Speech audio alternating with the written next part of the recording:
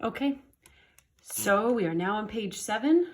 This is the last rotating volume lesson, so that's good.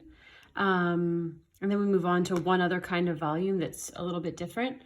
But let's see if we can, at least this week, accomplish all through volume without worrying about what's called cross sections perpendicular to the x-axis.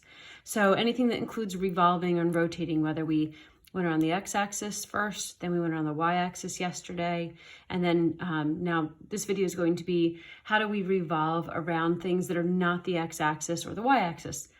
Fortunately, I don't mean revolving around things that are diagonal. That's for the scope of a different course, but we're referring more to revolving around things that are horizontal but not the x-axis, and vertical but not the x-axis. Or blah, I said it backwards, but you know what I mean.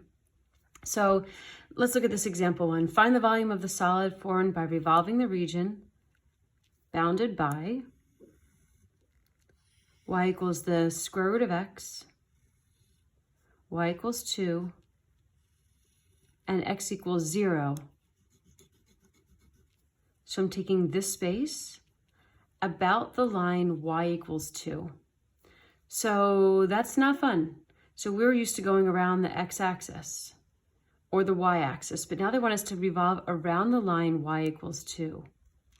So that line is up here. Here's the line y equals 2, and they want me to revolve around that. So when I revolve, I don't always have to revolve down, even though that's kind of how I've been showing it. In this case, they want me to take this and revolve it around a line that happens to be kind of above it, or at least bordering it on the top. So we're going to revolve around it, and it's going to rotate this way. So when we revolve around the line y equals 2, we're going to revolve up here and around like this. So the concept isn't different, but here's what I find really annoying. When we try to get the radius of these circles, how do you account for this shift? So our radius isn't going from the x-axis to the curve. Our radius is going from this graph to the curve. So it's a little bit weird. So the way I have come to do these that seems the most streamlined approach is I say to myself, you know what, I'm going to take this entire graph and I'm going to move everything down so that we are revolving around the x-axis instead of the line y equals 2. So I'm going to redo my problem. I'm going to rewrite it completely. So the shape isn't going to change. The way the shape looks isn't going to change, but just where it's located is going to change. So I'm going to take everything. And since I want to revolve around the line y equals 2 in my problem, but I really want to revolve around the x-axis, I'm going to think, how can I get my line of revolution to be the x-axis instead of this line? Well, to get y equals 2 to be the x-axis instead of up here at y equals 2, I need to just subtract 2 from it, and it will move me down to the x-axis. So I'm going to revolve everything around the line y equals 0, which is AKA the x-axis. But I can't just like remove the line of revolution down to the x-axis. I got to move the whole thing. So I'm going to take every equation, every function, and I'm going to subtract 2 from all of them, except this vertical line, and I'll explain that in a second. So instead of thinking about this curve being y equals the square root of x, I'm going to think about it as y equals the square root of x minus 2.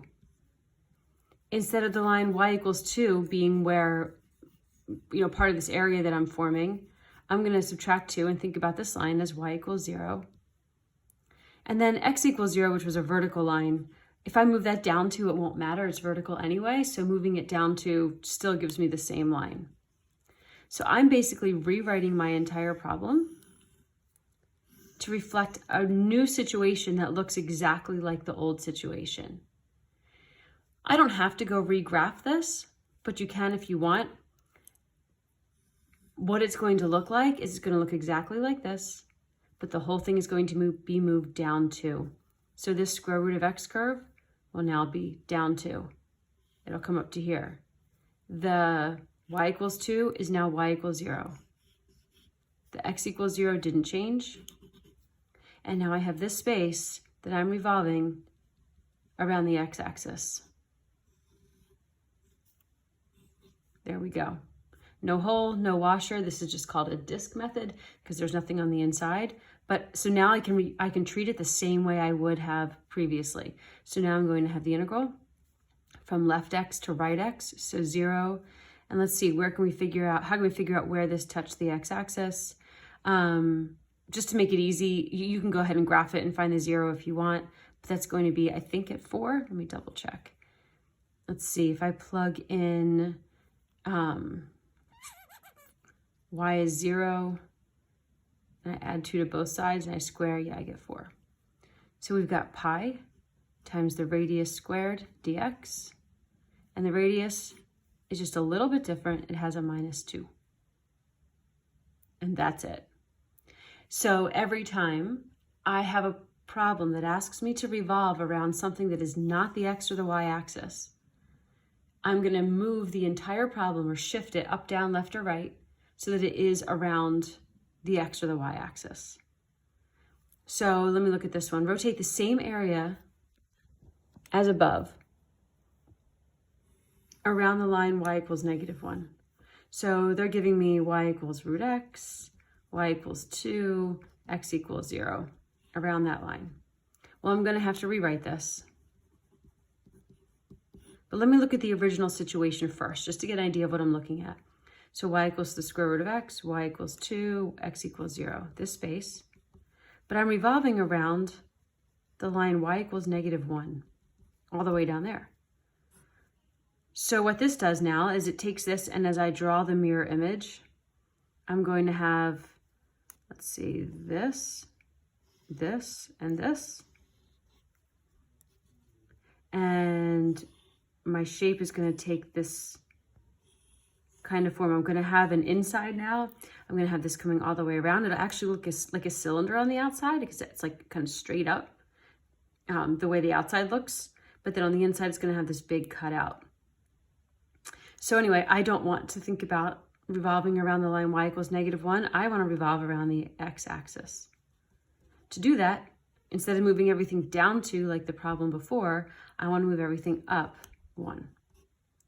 So I want to rewrite this. I want to go around or about the line y equals 0, which is the x-axis. So I want to move everything up 1. I'm going to add 1 to this. I'm going to add 1 to this. Add 1 to this.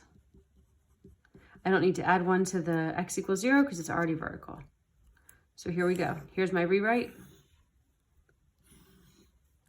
Let's set it up. So I'm going to have the integral again from left to right, so from 0 to 4. Now I have an inner and an outer. So I'm going to have 2 separate things.